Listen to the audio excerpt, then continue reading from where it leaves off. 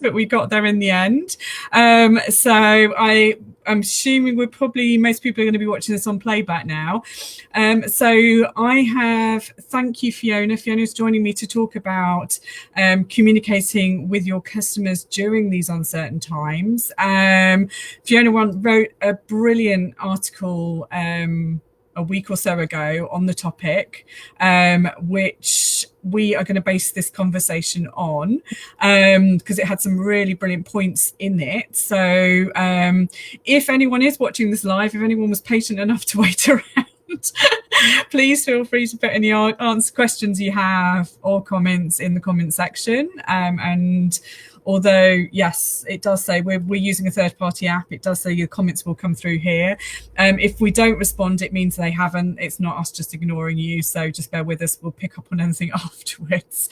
So I will kick off. So what it will be is I will just lead Fiona through what she wrote in the article. She will comment on that. And again, if you have any questions as you go along, then we will say, if we see them, we will answer them. So Fiona in her in the article talks about fear and the fact that, you know, most of us were probably feeling fear as we went into lockdown. And Fiona, you were saying that probably meant a lot of people were like, they sort of stepped back and didn't want to communicate. Me, I'm always different anyway. I don't follow this normal path. I didn't actually feel that fear. I am actually starting to feel that fear a bit more now, because at the time I felt that when we went into lockdown, something positive was being done to stop the spread of COVID-19. And for me, it's starting to build now, because there seems to be more uncertainty now. Although we've been 4 weeks in lockdown, no one can say when we're coming out. So I'm actually, that impulse that you talked about, people wanting to dive under the duvet, so 4 or 5 weeks ago, that's what I'm wanting to do now. And given we are where we are now, what advice would you give to people to encourage them to carry on, to stay visible during this time, these even more uncertain times? I was going to say, perhaps it's even more uncertain now. You're quite right. I think you didn't feel the fear. I think a lot of us did, but we could see a sort of a chain of events, and now I don't think anyone. I mean, we're even more unclear on what's going on, and there's even more uncertainty, and it is difficult to come out from under that duvet. So maybe fun enough, I'm feeling like I felt okay for a few. I sort of resisted the urge to hide, but I'm slightly feeling it again a bit now, actually. So I'm with you, and you look at what's going on around the world, and there is, you know, there's no clear path, shall we say, or direction. So I think the hardest thing actually is for businesses to stay motivated during this time, and that's exactly what we need to do, and to be able to think long term. And so if it's just, I mean, I don't have any magic tricks, but it is a matter of keeping motivated, and you know, we want our businesses to survive, and therefore we've got to keep at it, keep chugging away. And I suppose my tip would be just to break everything down into small steps. And that's the only way when you're looking at your communications or your marketing plans, is just to think, if it's overwhelming, break it down, don't beat yourself up, and just try and do small steps every day. Brilliant, fantastic. And we've got 3 hellos. I have no idea who you are. The app just says you're a Facebook user. So to everyone who has said hello, thank you. And also to Fiona, yeah, I think that's a great tip. Just break it down, small steps. Don't try and achieve everything at once, and don't try. If it's about being visible, don't go and try and do a live every day. Maybe it's just a post here and there. So those small steps, whatever you can cope with. Yeah. And I'd say actually the other thing is, whereas before you might be thinking, you know, as in before we had the lockdown, it was post and sort of be all over social media. I think it's okay not to be all over social media. Just keep your presence up. So again, come back to those baby steps, just a few posts, and engage. and just keep your presence, but don't don't beat yourself up if you think, oh, I haven't done a blog today or whatever. It doesn't matter. Just hang on in there, but stay motivated. I think that's really Okay, important. fantastic. And could it be just emails to your existing clients? It doesn't even have to be social media.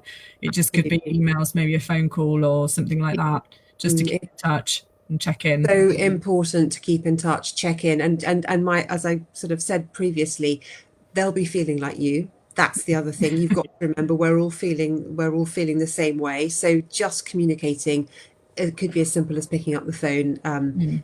You've got to think, how would you like to feel about that? So if you would like to be contacted, then your clients would like to be contacted too. Brilliant. There's been a question because I don't know, you don't see, I think it's only me seeing these questions. Someone's asked, what about LinkedIn? Sorry, I'm not getting any names. I'm just getting Facebook user here. So, Hi, um, yes, yeah, absolutely. Keep on top of your LinkedIn. That's just as important. So when I was talking about social media, I was referring not just to Facebook, Instagram, it's Pinterest too, and LinkedIn. Obviously, depending on your market, you need to gauge what you're putting out there.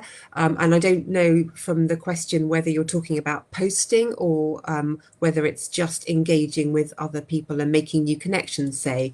But it's really important to try and keep your presence up, even if it's just at a sort of lesser rate than you did before. okay, brilliant. Fantastic. And they say keep the questions coming, and we'll answer them as and when we see them. There may be a delay because, again, we are going through a third party app here. And also, you talk about authenticity and how important that is. And I love the example you gave with the Budweiser pledge. If you want to just talk through that. So yes, Um, so Budweiser obviously recognised that pubs and restaurants were closed, so they've offered to pledge money towards. I can't, I've gone completely blank as to what they had this. It's for when they reopen again, so they're putting mm, money towards the. I think they're, if any pub is going to buy beer now, they'll double it or something for when the pubs then open, so that mm, we can all have parties and celebrate. But I love their forward thinking, and it's. I know we don't have the budgets that Budweiser have, but it's about thinking how can they support. I mean, they have completely supported the pub industry in that respect, mm, rather than leaving them high and dry. So we've got to think outside the box and what can we do mm. to support our customers, but also still being authentic and genuine. That it makes Budweiser sound like a real person rather than some big corporate brand, which I think really helps long term. But on the subject of brand, I think it's in terms of their brand equity with the pubs, that's probably gone up as a result of that pledge as Yeah, well. But yeah. yeah, it's again thinking how can we? Do you have any examples? I know I'm putting you on the spot here of how a small or how a small business could do something similar. I suppose it comes. We're talking generally. I don't know if anyone's got any ideas that they want to post or talk a bit about what they do, and then it will help to give us some ideas. But I think at the moment, it's very community focused. So Mm, anything you can do to support your community, the NHS, those are all good examples. And it doesn't mm, have to necessarily be charity, but it's just that thinking of sort of the bigger picture. So rather than perhaps your usual type of customer, it's that support. It's authentic. It's being there for people. And back to Budweiser again, they will have really themselves a lot of brownie points by supporting this industry that is going to suffer beyond comprehension. yes, yeah, they will do. They will do, and if they can keep it going. But I think it's around again doing it because, and I think you need to be doing it, as you say, that authentic. You need to be doing it because you want to be able to do it, because I think if you're doing it because you've just jumped on the bandwagon, you'll quickly Absolutely. get found out as Uh, well. So it's having that genuine want to do it and want to help as yeah. well. And again, being relatable as well, doing something that actually people will engage with. And I think the example you used was Grazia. Yes. I love And that. So there's a magazine cover. I mean, it's a well-known magazine. They normally have all sorts of glamorous A-listers, and they put real people, and they were NHS workers on the cover. And how relatable is that? It was just at the start of the lockdown. I mean, we were all feeling very emotional. And I think, and I certainly went out and bought it when I haven't read Grazia for ages, but you know, things like that, because it's authentic, it's so relatable. Sort of, I know that I've broken down points into lots of, sorry, I've broken things down into lots of points, but they do all correlate. And it is about being, it's authentic, it's relatable, it's being consistent, and not going off at a tangent. So whilst they were putting it, it wasn't A-listers, they still did sort of fantastic, sort of moody shot that still kept with their brand image and what they're trying to, you know, staying on message for them.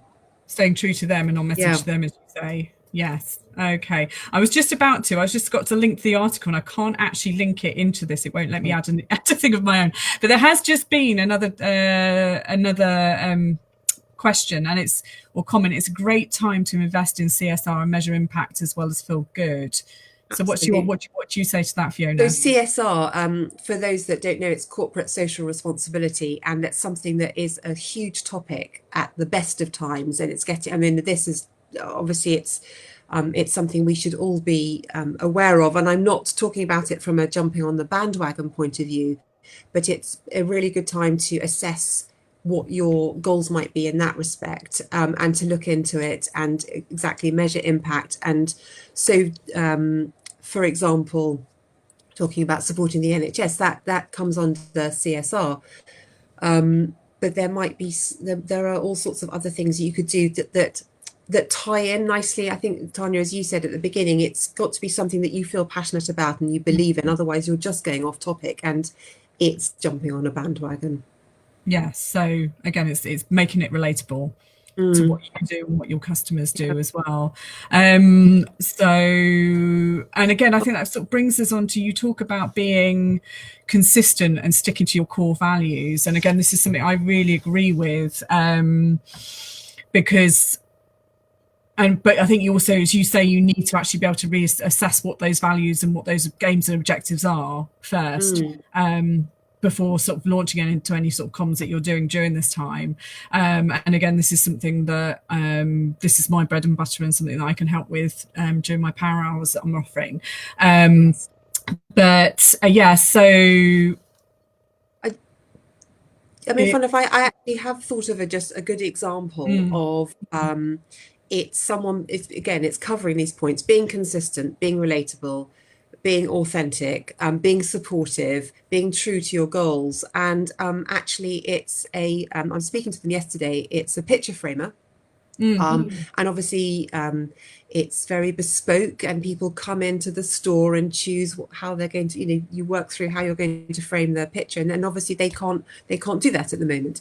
And they have a shop on a local high street, and they have teamed up with someone else who works on the high street. So again, lovely collaboration. The high street is somewhere that we know is struggling before we had the lockdown, and I think it actually might have it was a glass artist, and they approached the framer, and they've been making beautiful glass rainbows.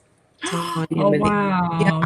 Yeah, so that whole relatable, relevant. Absolutely. Yeah. And they've asked the picture framer to frame the glass rainbows. They're donating some of their the earnings to the NHS charity. I mean, it's sort of textbook, warm, fuzzy feeling. Yes, yeah. Of this lovely example of staying true to what they believe in, you know, relatable, authentic, consistent. I know I keep banging on and using the same words, but they're so important. No, it's important. It is those things. It's about, if you want, if you need your communications during this time, but as you say, how to communicate well during these uncertain times. As you say, it's being authentic, it's staying true to yourself, knowing your values. And again, a lot of people may have done this along, you know, looked at their values, looked at their whys, looked at their goals a long time ago.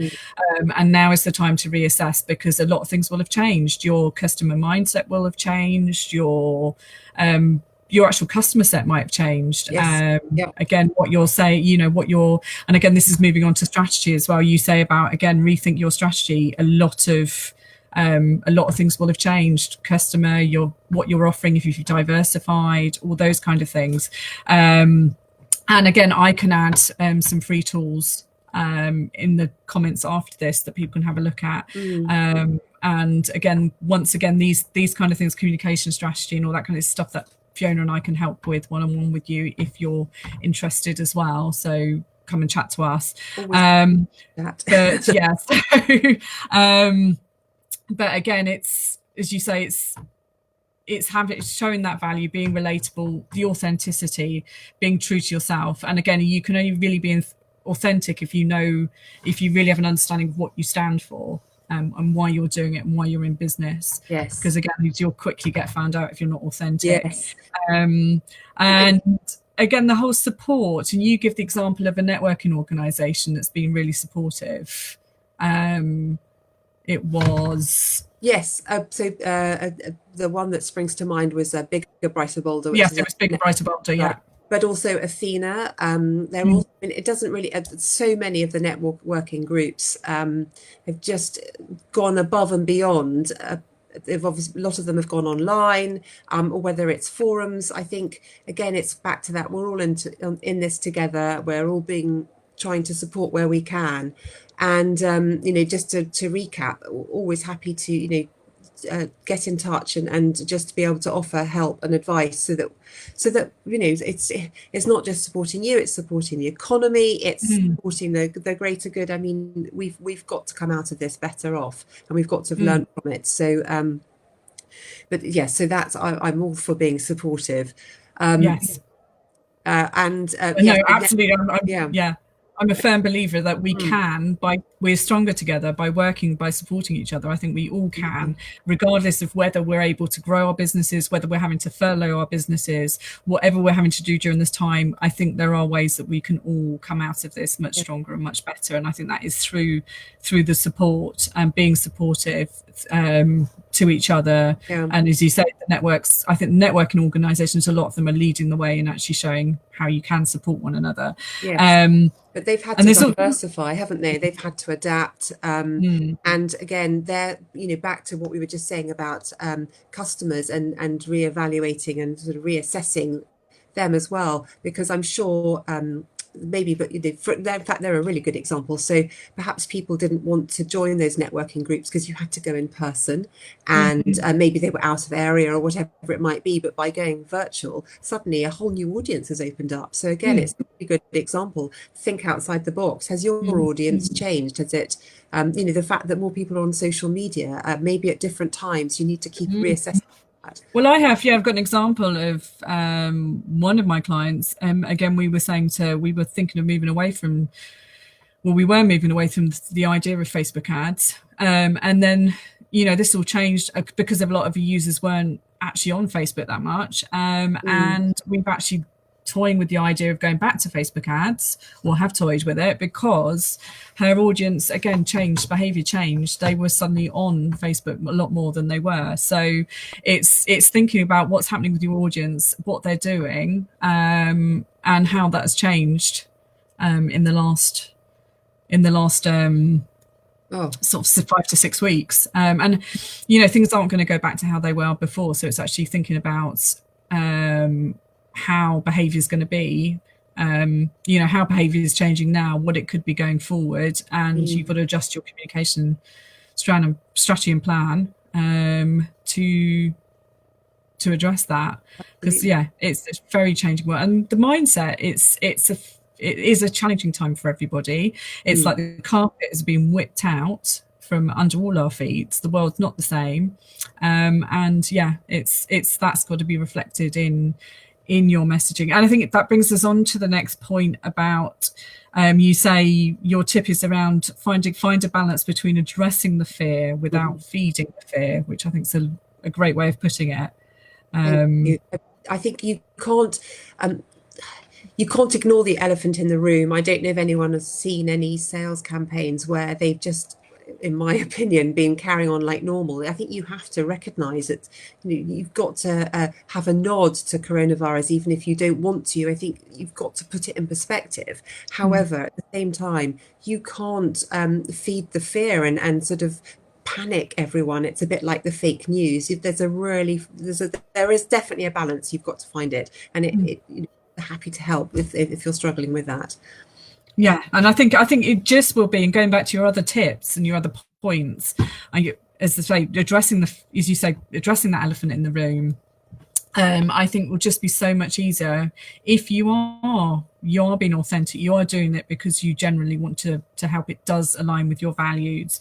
That you're not just jumping on the bandwagon. That you'll be able to address things in a way by if you are following those guidelines. And oh, you give a brilliant example. I wish I will put the people have a look at this. I will put the link in afterwards to the article, to Fiona's article, if you've not pulled it up. It is in the group as well. I posted it last week if you want to scroll down and find the link. But the Guinness example, an example of just how I think they've summed up all your other points. You've put it under sell, but don't be too salesy. But I think it's just they've captured everything around finding that balance, around rethink. They've had to rethink, this wasn't a planned piece of communication for them, even 6 weeks ago, about being authentic, about sticking to their values, about sticking to their brand and everything. And it's just brilliant. It's a picture of, if I just describe it, lost it. Oh, I'm just going to interrupt quickly. I've just realised we've talked about Budweiser. Now we're talking about Guinness. You read the article, Fiona. There's a bit of a theme here. I apologise.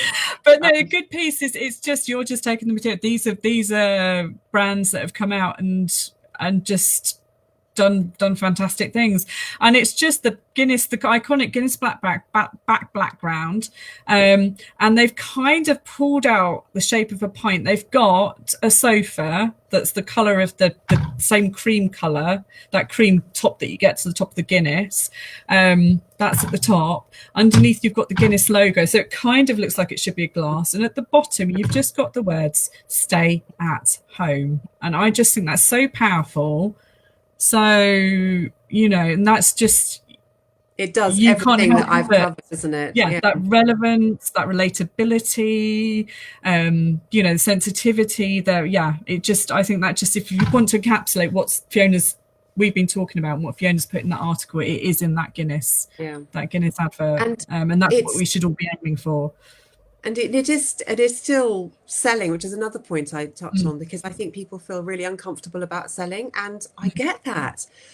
But at the end of the day, we want our businesses to survive. We need to sell. But that advert captures it really nicely, because you can still buy your Guinness to drink at home. They're still being supportive. They're still it's subtle, and it's very. Yeah, that's Guinness all over, isn't it? But yeah, so no, a brilliant piece of marketing there. And then there were just a couple of more points. Rethinking your mass emails as well, and I think segmentation is, if it is possible. It's important. It's more important than I think it has ever been. You just need to don't go sending out missives about hand washing to customers, to prospects. It's just think about what you're doing, think it through. And I think we've all been at the receiving end of some of these, and it's good to know that they're looking after their staff and they've got good policies, but it doesn't need to go to everybody. So try and segment them, and also when you are sending emails, if it's possible, try and make them personal, make them personalized and personal, if you can, because again, it's like, how would you like to be treated and how are you feeling at the moment? And I think that's what you've got to remember.